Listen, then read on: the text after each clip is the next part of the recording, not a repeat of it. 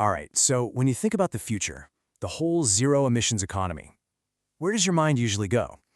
Well, today we're going to look at this really powerful blueprint that's kind of flipping that conversation on its head, and it's coming from a place that might just surprise you. It all kicks off with one very bold idea. So let's just dive right in with this provocative idea. It completely flips the script on who we think of as followers and who we see as leaders when it comes to the global climate transition. And here it is, the core idea. And it's a big one. Africa is not catching up. Africa is leading the zero emissions future. Wow. That's not just some hopeful statement, right? That's a flat-out declaration that a huge shift is happening. It's reframing the entire continent, not as a place that just receives solutions, but as the place where those solutions are actually being born. Okay, so that's a massive claim.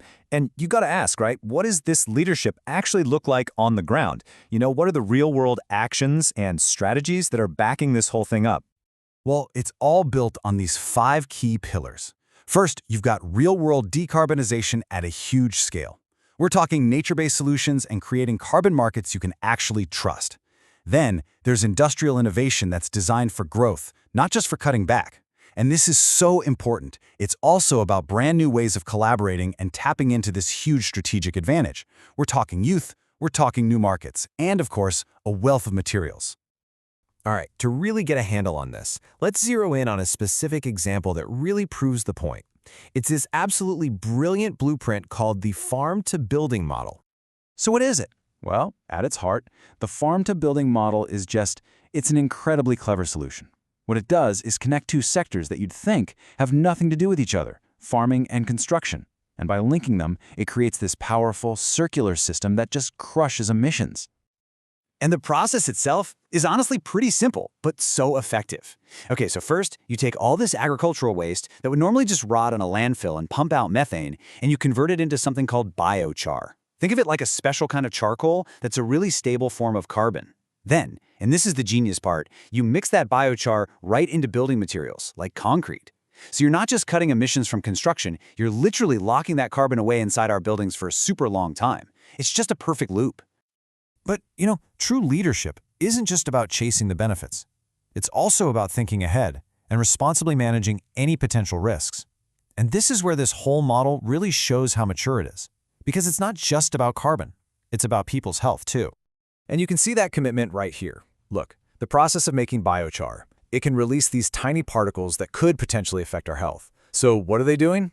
Researchers are actually studying how these things might impact our bodies, right down to the genetic level. By really understanding these risks, they can design production methods that are totally safe for the communities involved. Now that is what I call holistic, responsible innovation.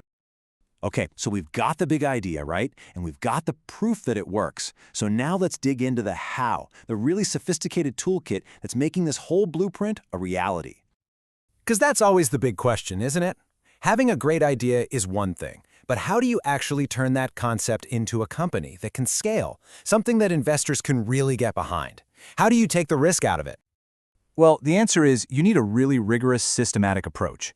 Now, I know there's a lot going on in these images, but here's the key takeaway. What you're seeing is that these innovators are using super sophisticated tools to map out the entire journey. That image on the left, the gap analysis, that's for figuring out exactly what problem they're solving and what's standing in their way. And the one on the right, the funding matrix, that's for matching the project with the right kind of investment at the right time. It's basically a professional playbook for turning an idea into a real business. And believe it or not, it gets even more sophisticated. Check this out. This system here uses AI and machine learning to act like a kind of crystal ball for green construction. You feed it a bunch of data about the building and the environment, and it can literally forecast the building's carbon footprint. And then it can help optimize the design to get the biggest possible carbon reduction. It's data-driven, it's predictive, it's just incredibly powerful. But here's the thing. Behind all the tech, all the data, and all the business plans, there's something that's maybe even more important. Let's talk about the human-first philosophy that's really driving this whole thing. In this quote, this just gets right to the heart of it all. Researchers are translators. Communities decide pathways. Think about that. The role of the expert isn't to show up and tell everyone what to do. It's to be a translator, to present the options and the data so that the community itself gets to decide which way to go. That is a radical shift in power. This whole philosophy is perfectly captured in this idea of a village of builders. It's all about creating a new kind of economy where everyone is a participant, where everyone's working together to build something that benefits the entire community. And the rules of this new economy? They are fundamentally different from what we're used to. For starters, you're rewarded for making human and environmental health better. In fact, pure financial gain can actually be penalized. And AI? It's not there to replace people. It's there to help people discover new talents and work together better. Oh, and honesty and cooperation? They're literally baked into the system with financial rewards. So this is the really crucial point here. This isn't just some feel-good add-on. This is not your typical corporate social responsibility thing. No, this is deep operational integration. The success of the companies is literally tied to the well-being of the community. It creates a system where everybody wins, for real. Okay, so let's zoom back out for a second. When you put all of these pieces together, you've got the on-the-ground innovation, the sophisticated tools, and this amazing philosophy. You start to see just how huge the global potential really is. And that brings us right back where we started, to that powerful takeaway for investors. This isn't just about one project or one country. This is about shaping how the entire global zero-emissions economy is going to function. The systems, the values being built right here, they're setting a whole new standard for everyone else. So, let's recap what we've seen. We've seen this brilliant, super practical innovation, that farm-to-building model. We've seen the high-tech tools that make it actually work. And we've seen the human-first philosophy that makes it fair and just. So you see, this is way more than just a project. It's a recipe that can be used again and again for sustainable development. So what we have here is a proven blueprint. A blueprint for turning waste into buildings and for turning communities into leaders. Which leaves us with one final, very powerful question. What else can we build with it?